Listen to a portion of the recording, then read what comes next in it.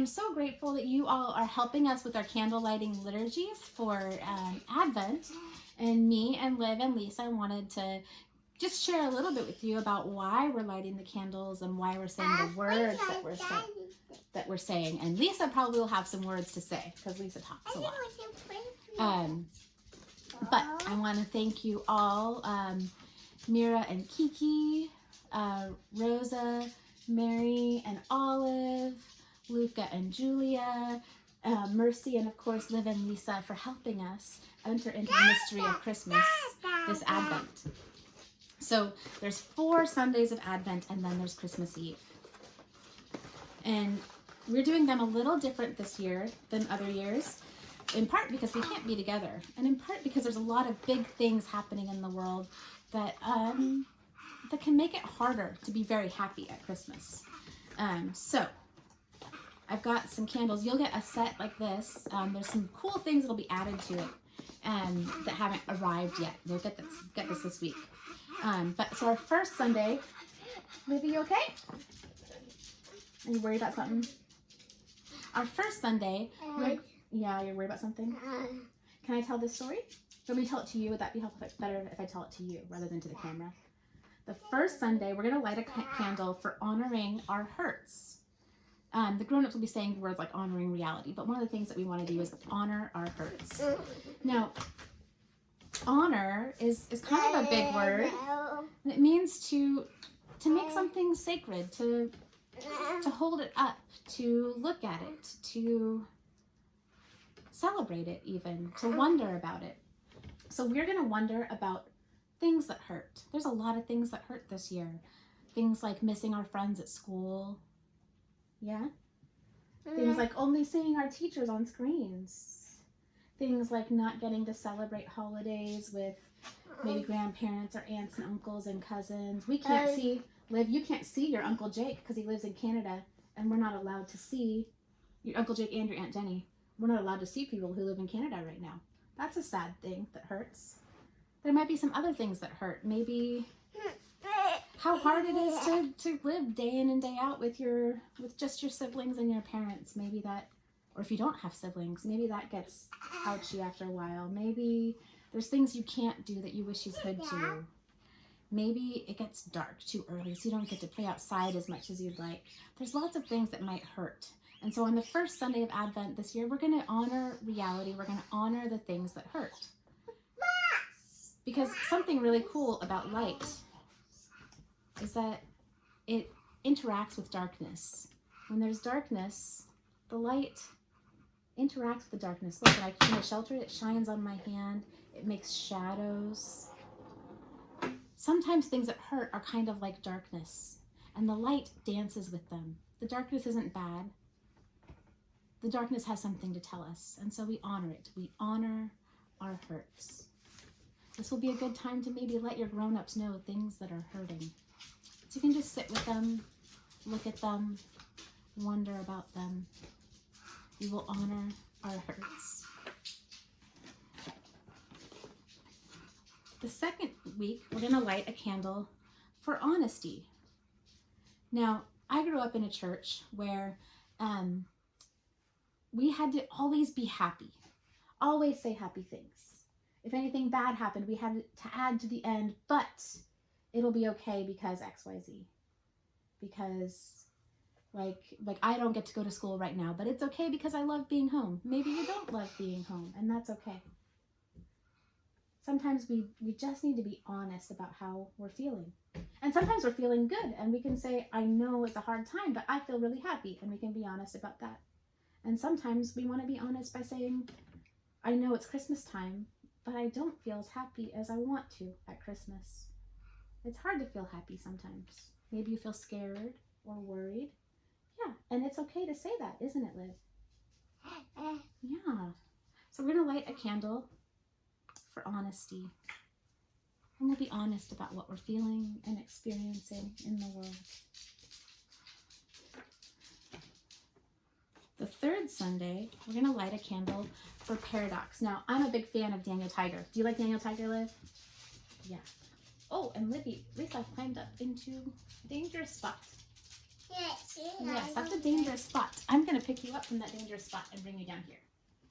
Oh, thank you. That was a dangerous spot. Okay, so we're going to light a candle for Paradox. And I'm a huge Daniel Tiger fan. And Daniel Tiger has a song that goes, sometimes you feel two feelings at the same time, and that's okay. That's a part of Paradox. That's a word called ambivalence, when you feel two feelings at the same time. Like, Liv, do you remember one time we went to the zoo and there was a place that you were playing? Well, actually, remember when the bird landed on you at the zoo? And you told me you were very happy that the bird landed on your head, but you were also scared. You were happy and you were scared. That was a paradox. Sometimes you feel two feelings at the same time, and that's okay. Some things in our world are wonderful, and some things in our world are hard, and some things in our world are both. So we're going to sit with paradox. Actually, the words we're going to use are embrace paradox. That means to love something, to hug it, to hold it close. Do you want to light the paradox candle? Yeah. So these are electric candles, so they're safe for you to play with. There. Paradox. It can be two things. Something can be wonderful and something can be hard. Light and darkness can be together. Like, look at my shadow. We are together. We move together. The light that's shining on me is making the shadow. We're going to embrace paradox the third week. And the fourth week, we're going to talk about hope. We're going to light a candle for hope. Even when things are very hard, there's hope. Even when sometimes we don't see how things are going to become better, there's hope. Can I take the paradox candle and have you light the hope candle with me? Can I trade you? Yeah. There's always hope. That's very important at Christmas. Lisa, please don't climb up there. Do you want to go talk to your daddy for a minute?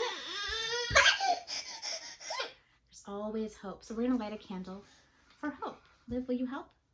It's just a little switch. Boop. Do you want to hold the hope candle? We're going to light a candle for hope. So we're going to light a candle to honor our hurts and let our hurts be and celebrate them and wonder about them and look at them. We're going to light a candle for being honest. And we're going to express how we really feel, the things we're worried about, the things we're hopeful about, the things that hurt us, the things that make us happy.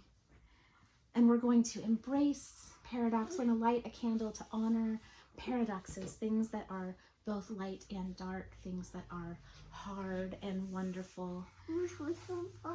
Things like birds landing on your head that might be exciting and scary all at once. And we're going to light a candle for hope, remembering that there is always hope.